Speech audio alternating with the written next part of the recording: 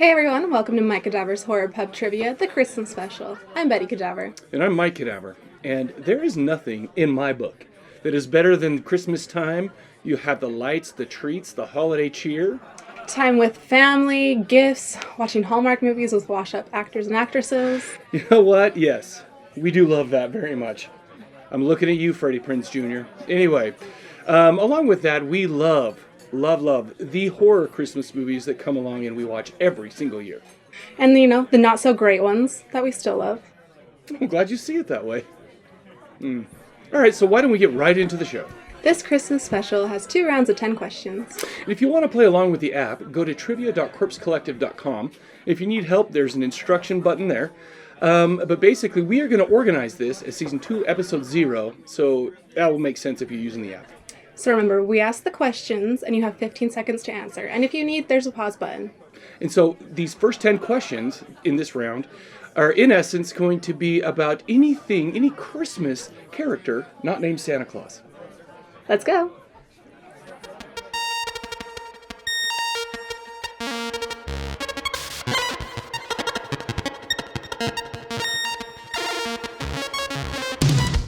Question number 1. What is the name of the 2022 movie where the main baddie looks suspiciously like the green man who likes a good side of roast beast?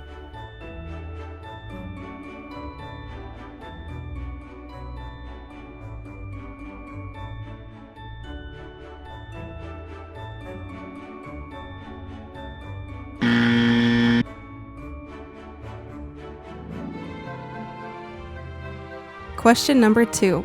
What movie's titular killer is actually nothing but a Christmas confection whose main ingredient was the ashes of serial killer Millard Vindelmeyer?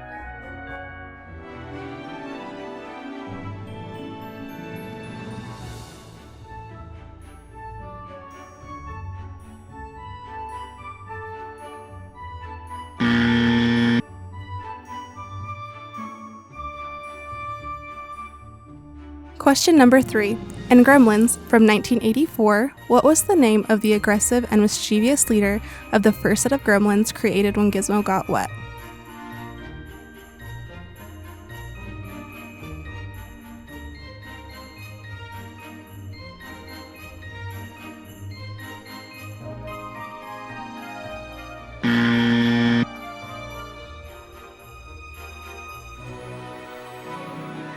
Question number 4. In 1995's Day of the Beast, directed by Alex de la Iglesia, what event is a team consisting of a priest, a metalhead, and an occult fraudster trying to prevent?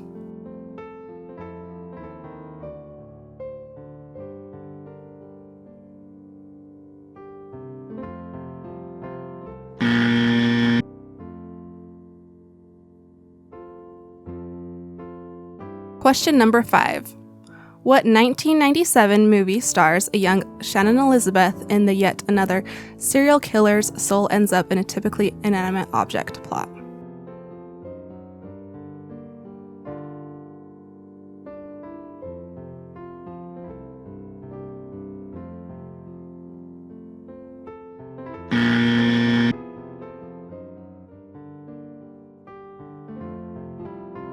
Question number 6. What movie is named after the half-goat, half-demon creature that punishes children who misbehave during the Christmas season?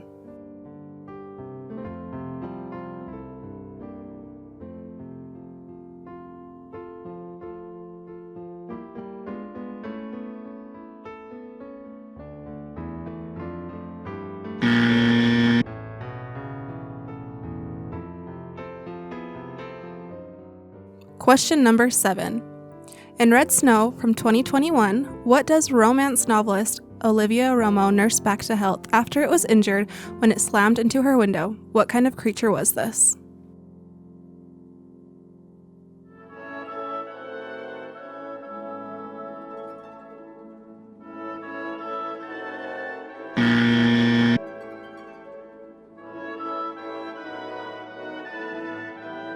Question number 8. In the 2008 movie, The Children, what causes the kids to turn into bloodthirsty monsters during a winter vacation?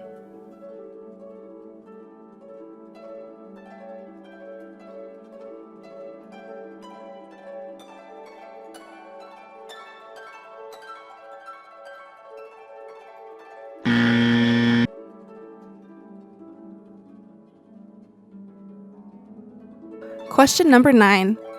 What movie is this the description for? A group of toy makers seek to use André Toulon's formula, now in the hands of Toulon's great-nephew, Robert, to give life to a line of killer toys that they plan to unleash on Christmas Eve.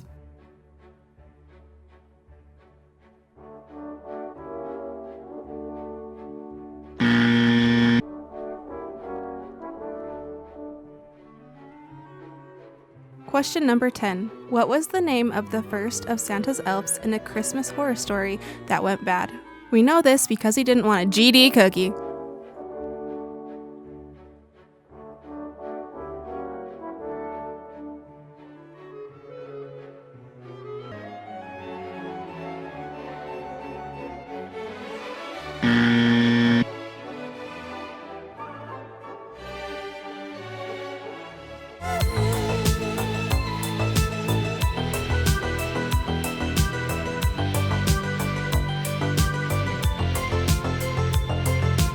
Question number 1. What is the name of the 2022 movie where the main baddie looks suspiciously like the Green Man who likes a good side of roast beast? The Mean One. Taking great care to walk that copyright line, this movie treats us to a story of Cindy You-Know-Who and a furry green killer who lives in a crooked mountain outside of town. This movie is loaded with nods to How the Grinch Stole Christmas that will have you laughing, or more likely groaning. On a positive note, David Howard Thornton, who plays Art the Clown, is the man behind the green makeup. Question number 2. What movie's titular killer is actually nothing but a Christmas confection whose main ingredient was the ashes of serial killer Millard Findlemeyer? The Ginger Dead Man from 2005. One of the many characters that spawned a Full Moon Features franchise, this movie stars Gary Busey and is directed by Charles Band. Not only did this movie generate 2 direct sequels, but there was also a comic series based off this, as well as numerous crossovers with other Full Moon franchises. You have Evil Bong and a few others. Bad reviews of this movie are not hard to find, but I don't understand it. I mean, I think this is the greatest movie of all time about a cursed pastry voiced by Gary Busey. Question number 3. In Gremlins from 1984, what was the name of the aggressive and mischievous leader of the first set of Gremlins created when Gizmo got wet? Stripe.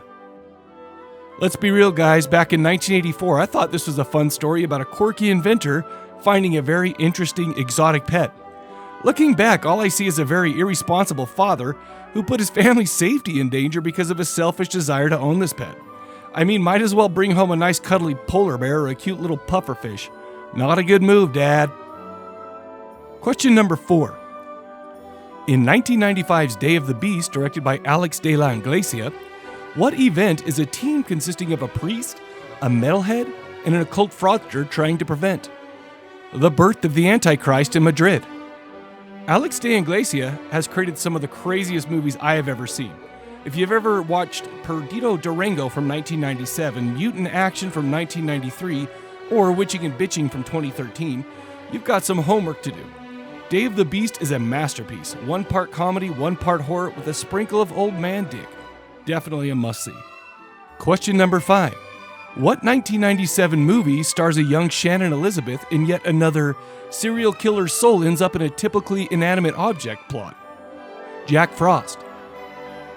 Not only did this movie give us Shannon Elizabeth in her first named movie role, but this gave us one of the wildest killer snowman movies ever. You say there aren't a bunch of killer snowman movies out there? Maybe, but between all the one-liners and the carrot pee-pee rape, I guarantee this is the craziest. Question number 6. What movie is named after the half-goat, half-demon creature that punishes children who misbehave during the Christmas season? Krampus from 2015.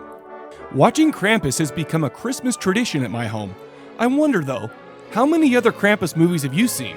There's quite a list that are available at the time of this recording on Tubi, some of which include Krampus 2, The Devil Returns, Krampus Unleashed, Krampus Origins, Krampus the Return, Krampus the Reckoning, Krampus the Devil Returns, Lady Krampus 2, Sleigh Ride, Krampus vs. Bigfoot, and Sister Krampus. The trick is to find one of these Krampus movies with an IMDb score of above a 3. Good luck. Question number 7. In Red Snow from 2021, what does romance novelist Olivia Romo nurse back to health after it was injured when it slammed into her window. We will accept bat or vampire. I've never heard of a struggling vampire romance novelist, but it doesn't shock me that one would be spending Christmas alone. Actually a fun movie, the quirky lead character's exchanges with a hot vampire, a set of evil vampires, and a Van Helsing-esque type character shows you just how high the stakes can be. Sorry, little vampire pun for you. Question number 8. In the 2008 movie The Children, what causes the kids to turn into bloodthirsty monsters during a winter vacation? A virus. Let's be real, and I can say this since I have many children of my own, but kids are terrorists on a good day, from not eating what you prepared for them to fighting with you on every step at bedtime. They're just evil. Now imagine that, but amplified because of a virus. That's what we're dealing with in this movie. Killer kids versus regular everyday terrorism from kids? A difficult choice to make. Question number 9. What movie is this the description for? A group of toy makers seek to use Andre Toulon's formula, now in the hands of Toulon's great-nephew Robert, to give life to a line of killer toys that they plan to unleash on Christmas Eve. Puppet Master vs. Demonic Toys from 2004. Starring Vanessa Angel and Corey Feldog, this is another full moon quote-unquote masterpiece. I love these full moon crossovers though. I always know what to expect and the full moon features always deliver. This movie was directed by Ted Niccolo, director of so many Full Moon/Empire films, including the Subspecies series and all the spin-offs, TerraVision, and Bad Channels. If you're a fan of Full Moon, you definitely need to check this one out. Question number 10. What was the name of the first of Santa's elves in A Christmas Horror Story that went bad? We know this because he didn't want a G-dang cookie. Shiny. A Christmas Horror Story from 2015 might be the most underrated Christmas horror movie that exists. This is an anthology film that stars William Shatner in the wraparound segment. This movie has it all. A Krampus vs. Santa brawl, killer changelings, and flesh-eating elves. It's also a yearly watch in my house.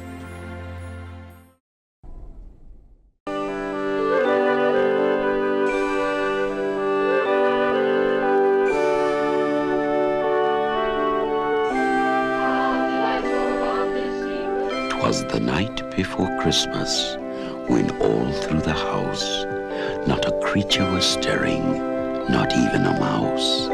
The stockings were hung by the chimney with care, in hopes that St. Nicholas soon would be there.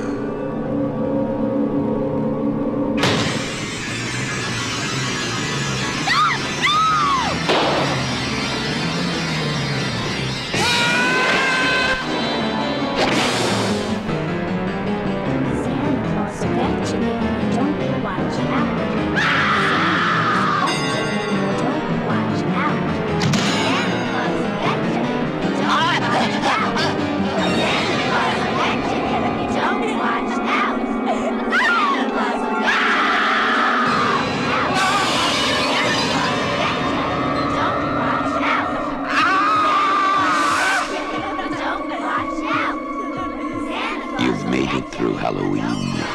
Now try and survive Christmas. Silent night. Deadly night.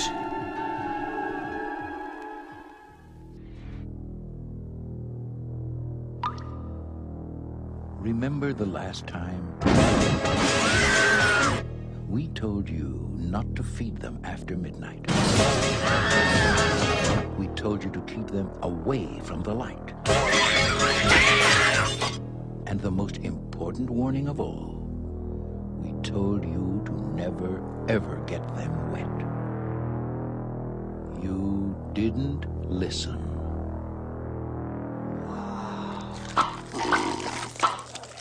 They're mutating. Sir, is the building on fire? No, that's a false alarm. Are you trying to panic New York City? Absolutely not. So the monsters are real? I didn't say that.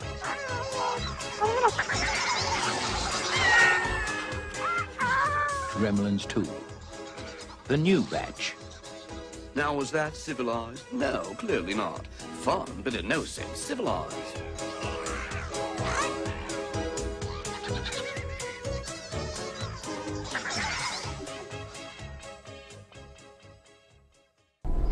The nightmare began with Silent Night, Deadly Night. Need a ride, Santa Claus? Oh, no, not exactly. Jump! No! But it isn't over yet. In fact, the ultimate nightmare is about to begin all over again. Silent Night, Deadly Night, Part 2. Hey, you little bastard! All Ricky ever wanted was a little kindness. Very naughty. And all he ever got was pain.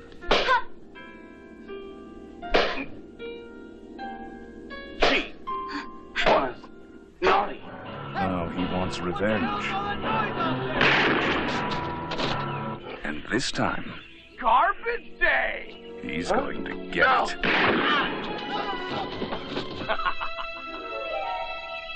Step by step, weapon by weapon.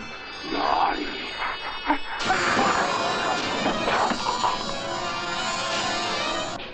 Victim by victim.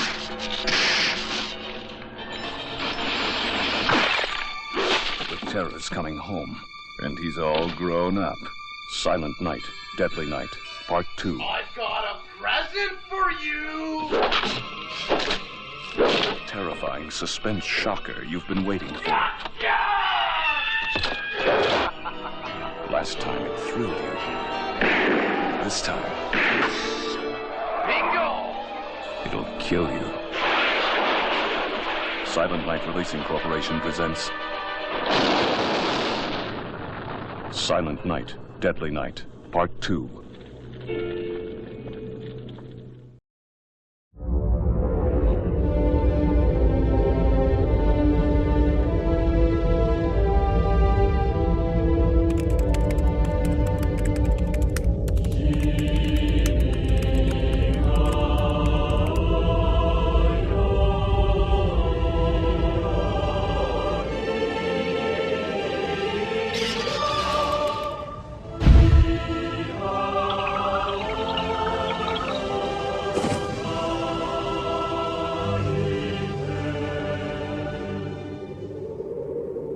I saw!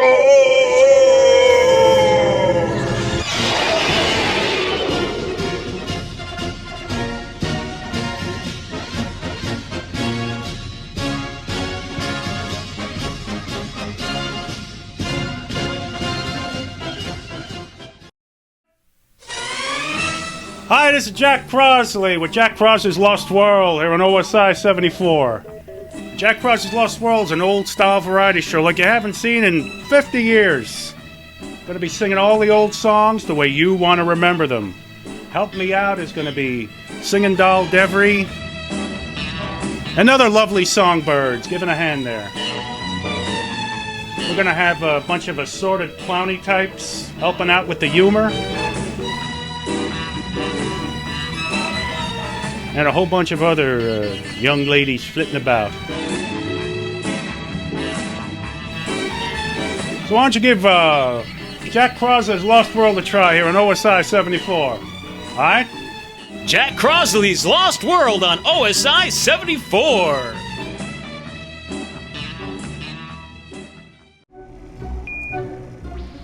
You're watching OSI 74. So if that first round was all about movies without killer Santa Clauses, let me guess what this round's about. You're right. Good deductive reasoning. This round is about the greatest types of horror movies of all time. The arms wide open movies, I dare say. The Killer Santa movie. Oh, exciting. You know, it's great. And I'll tell you what, it's not just about killer Santas, but it's also about Santas getting killed. Wholesome content. Well, and I'll tell you what. You sprinkle in some boobies and some old man balls here and there, and you've got one heck of a movie. Woo! Let's get to it. Oh my gosh.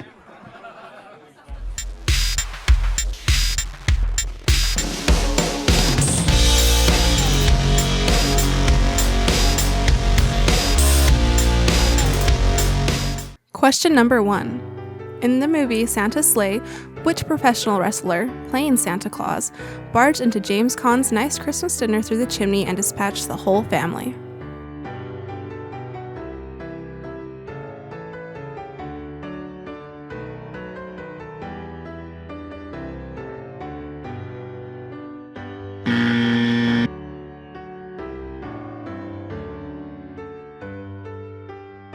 Question number 2. From which Killer Santa movie is this line from?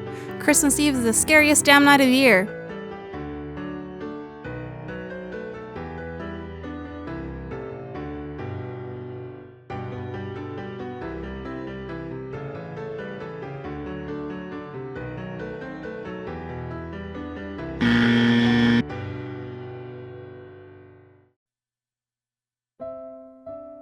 Question number 3. In which Christmas siege movie is it revealed that Santa Claus was once a bloodthirsty Viking who had a weapon named Skullcrusher?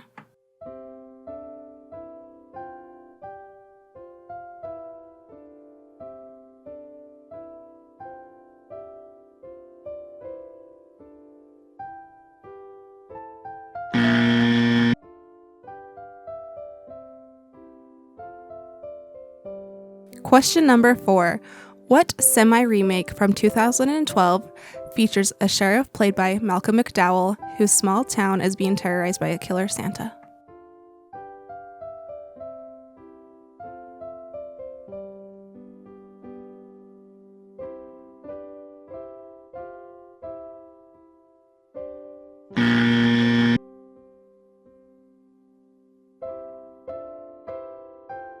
Question number 5. Which 1980 Santa slasher was directed by David Hess, the guy who played Krug in 1972's Last House on the Left?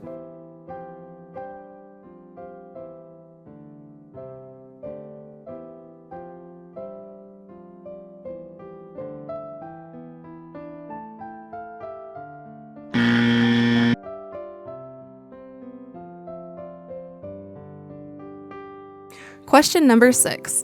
In 1984, Edmund Purdom directed a switcheroo Killer Santa movie where the killer goes around killing Santa impersonators. What is the name of this movie?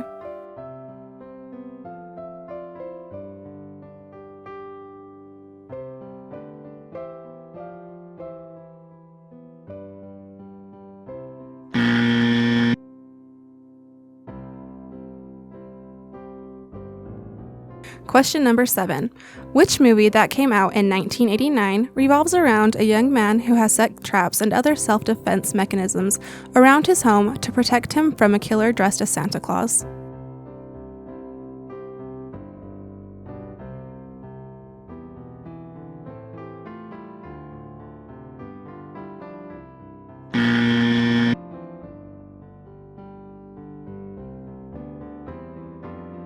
Question number 8.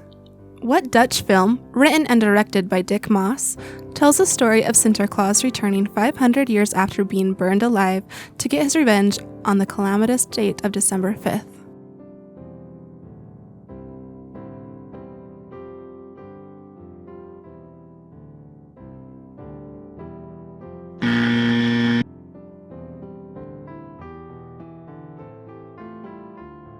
Question number 9. What is the name of the 2020 Christmas anthology that has 13 vignettes, one of which is named Don't Kill Santa on Christmas?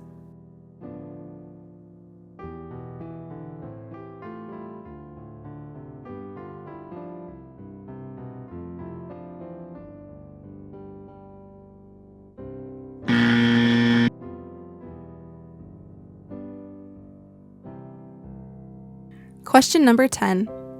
Which movie takes place in the Finnish region of Lapland, where a British and American drilling company accidentally drills into a fell, which turns out to be an ancient burial mound for Santa Claus?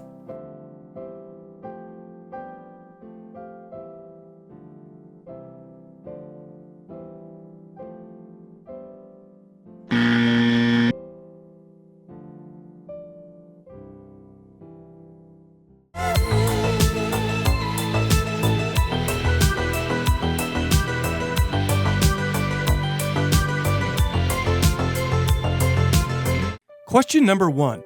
In the movie Santa's Sleigh, which professional wrestler playing Santa Claus barged into James Caan's nice Christmas dinner through the chimney and dispatched the whole family? Bill Goldberg. I don't know if there could have been any better casting in this than Bill Goldberg. For a role where Santa is actually a spawn from Satan who lost a 1,000-year-old bet with the consequence of having to deliver presents on Christmas Eve, and those 1,000 years just ended, Goldberg is probably the most jacked Santa I've ever seen and perfect for the role. He actually looked really great riding in a sleigh pulled by a buffalo-like hellbeast. There are a lot of familiar faces in this movie, many of which are dispatched in the very first scene. The tone of that first scene really sets the tone for the rest of the flick. Enjoy it. Question number 2. From which Killer Santa movie is this line from? Christmas Eve is the scariest damn night of the year. Silent Night, Deadly Night. The greatest Christmas horror movie of all time. That information was either determined by a scientific poll or directly from my own brains. It's at least one of the most iconic Christmas horror movies, if not the greatest. Picketed by mothers upon its theatrical release in 1984, apparently they didn't like the fact that a killer would be dressed up as Santa Claus. These protests actually had an effect on the film in that TriStar Pictures actually pulled the television advertising after 6 days from the film's release. They also pulled the film from theaters prematurely because of the controversy. Question number 3. In which Christmas Siege movie is it revealed that Santa Claus was once a bloodthirsty Viking who had a weapon named Skull Crusher? Violent Night from 2022. Not your traditional Killer Santa movie. David Harbour plays a benevolent-ish Santa who dispatches the bad guys in this Siege movie. It's actually kind of difficult to know who the bad guys are in this movie. Is it the selfish, groveling rich family or the actual thieves and murderers that lay siege on the mansion? Either way, we get some sweet destruction via Skull Crusher. Question number 4. What semi-remake from 2012 features a sheriff played by Malcolm McDowell whose small town is being terrorized by a killer Santa? Silent Night. Okay, this is nowhere near as great as the original Silent Night, Deadly Night, but it's still pretty awesome. Starring Jamie King, Donald Logue, and Malcolm McDowell, this has some of the best killer Santa action in any movie. This is definitely a Christmas time comfort movie. It's like the warm, cheesy soup and dinner roll that warms your guts. Of course, unlike the soup, this will warm your guts by showing you a topless woman being put through a wood chipper. Just makes you feel warm and fuzzy. Question number 5. Which 1980s slasher was directed by David Hess, the guy who played Krug in 1972's Last House on the Left? To All a Good Night from 1980.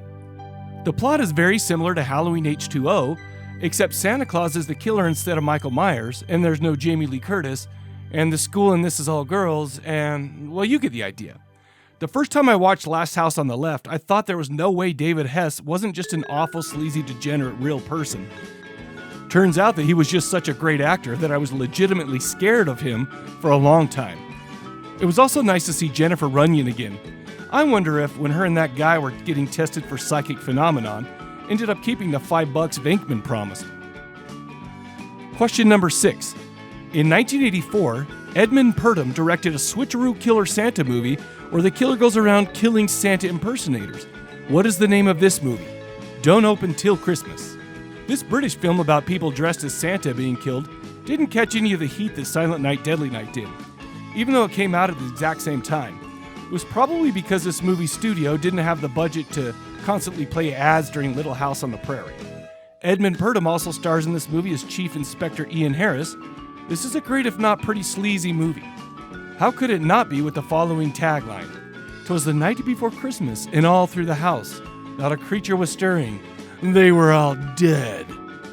Question number 7. Which movie that came out in 1989 revolves around a young man who has set traps and other self-defense mechanisms around his home to protect him from a killer dressed as Santa Claus? Deadly Games from 1989. Yeah, every time someone turns on this movie, somebody else has to mention that this is very similar to Home Alone. However, instead of the clumsy and lovable wet bandits, we have a local derelict dressed up as Santa Claus. And instead of Kevin, we have a badass mulleted French kid who dresses up like Rambo as he gives this wannabe killer Santa all he can. You can also find this film under the name 3615 Code Père Noël in French. I probably butchered that, in fact I'm sure I did. Or dial code Santa Claus, Game Over, and Hide and Freak.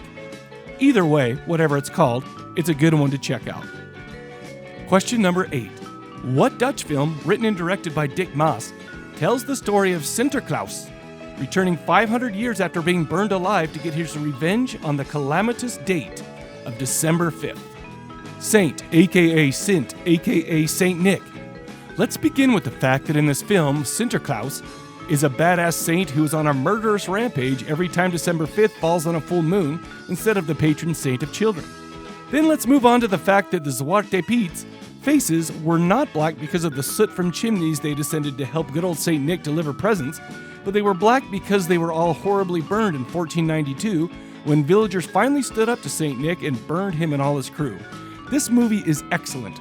I have read some reviews for this film and I can see where some of the negativity comes from, but for me, this is thoroughly entertaining. Question number 9.